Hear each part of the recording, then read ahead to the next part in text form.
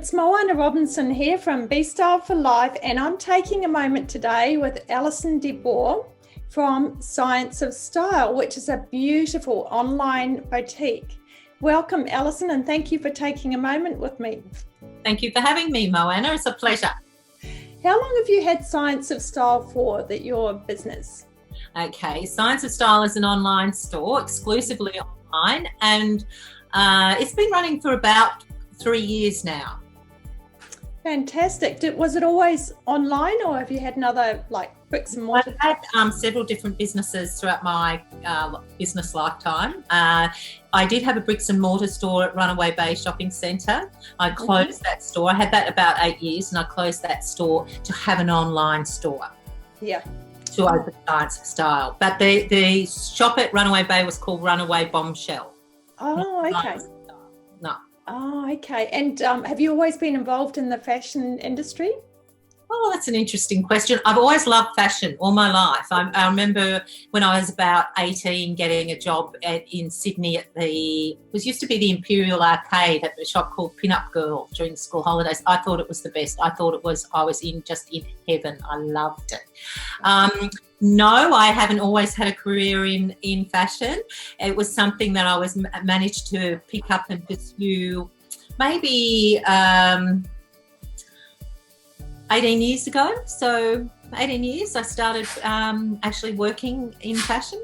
Yeah, I used to work for my aunt's dress boutique too. Well, it was called Fashion Casuals in the school holidays. Oh, did you? Yeah. That, Moana? In New Zealand. Oh, right. Yeah. And so you've always loved fashion too? I have. Yes. I don't know what it is. I can walk past a shoe shop. I'm not a shoe girl. I can walk past jewelry shops. Mm-hmm. But when it comes to fashion, I just walk in my heart just yeah. It also does though in Spotlight. So I think it's about the material, the fabrics. Oh, the fabrics. Yeah. Styles. Yeah. So Spotlight affects me like that too. Any fabric shop does. Yeah. And Science of Style, you still do have a connection with your customers, don't you? Even though they're not actually coming into the store. No, that's right. Well, see, that was the difference. The difference when I had my store, we had a community of ladies, and they felt like family. We'd have the same ladies come in. We knew their stories, we knew their families, we knew a lot about their lives. Yeah. And it wasn't just selling product to them. It was trying to, it was friendships with them. And yeah. I had said to my staff, I don't want you to ever lie to a customer until they look good in something, because that is not when they don't. That is not selling, that is lying. And I think my customers appreciated that. Yes. Honesty, that we would try to help them as best we can find good choices for them. And I've tried to carry this through to online, because that online fashion shopping is fraught with difficulties for women. Oh, yes. I wanted to make the experience easier for them, and also give them some direction and empowerment. And I've managed to do that through the website and how it works. Mm-hmm. And it will become clearer in January when we establish the whole new concept together and take a customer on a journey, starting from colour analysis right through to styling themselves and their wardrobes with complete confidence. Yeah, because they'll have more knowledge, won't they? They learn so much through the whole process. Yeah, they do. I think, learning about colour analysis, it is a legitimate thing. It's not a gimmick. And it makes a big difference for women to know what colours suit them, and it empowers women to have that knowledge so that they're not manipulated so much by the media and what's in fashion. Mm-hmm. That they can walk into a dress shop, or they can look, particularly on our site, they can look online, and once they know what colours suit them, they can go straight to those. And then once they've got their colour palette, they can mix and match all their pieces in their wardrobe. Yes. And so that's, that is an empowering thing. Yeah, and I really love the name Science of Style. So did you invent that name? Yeah, I remember distinctly standing in the shower and coming up with it. Oh, that's I was right. on walks and in the shower. You get great ideas in the shower. Yes, I thought at the time, is Science of Style too long? Is it too long a name, Science of Style? But we've abbreviated it to SOS, which sometimes is appropriate because a lot of women do need help with their garment choices.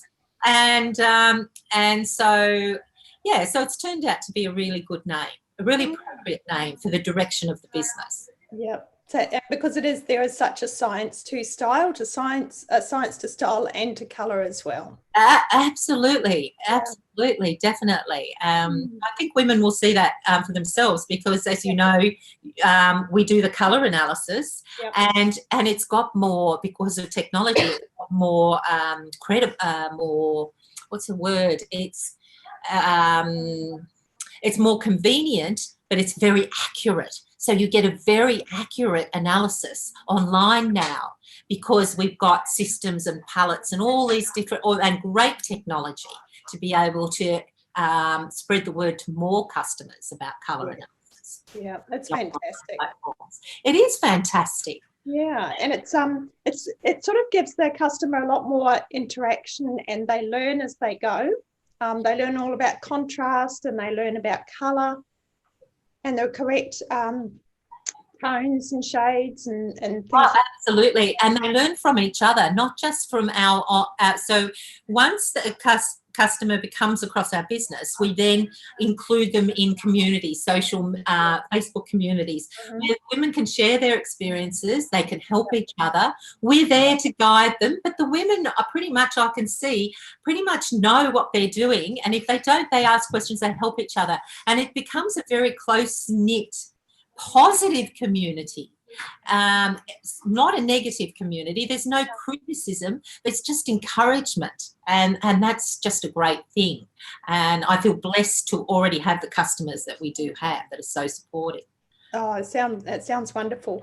And as well as your business, you have other interests. You've got some race horses? Yes, I've got some they're retired race horses. I have two, and they're 6 years old. I've taken them off the track because they were injured, and I've actually had one operated on, so we took the bone chips out of both his fetlocks, and he's good now. They're just pleasure horses. The other horse, he's recovered from his injuries, but he can't race anymore. So both of them live with me. I've had them retrained to be normal horses. I've had riding lessons myself for 2.5 years, but I'm not competitive. I just like to stay on, not fall off. And I really love the relationship I have with horses. I think anyone that's had horses in their lives understand their peace and joy that just being around them can give you. I really admire your arms. There we go.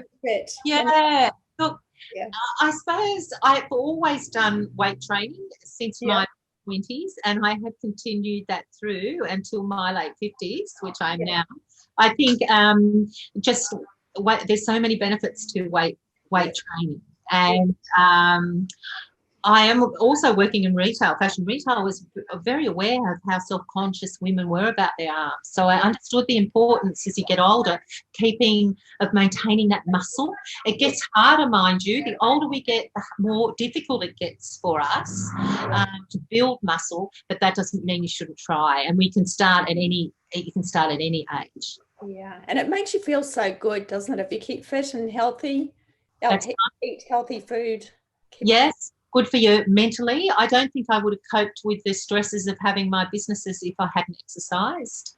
I think that's really been a key factor to keeping me sane with my businesses is exercise. You've got a family as well, so you've got family still living at home.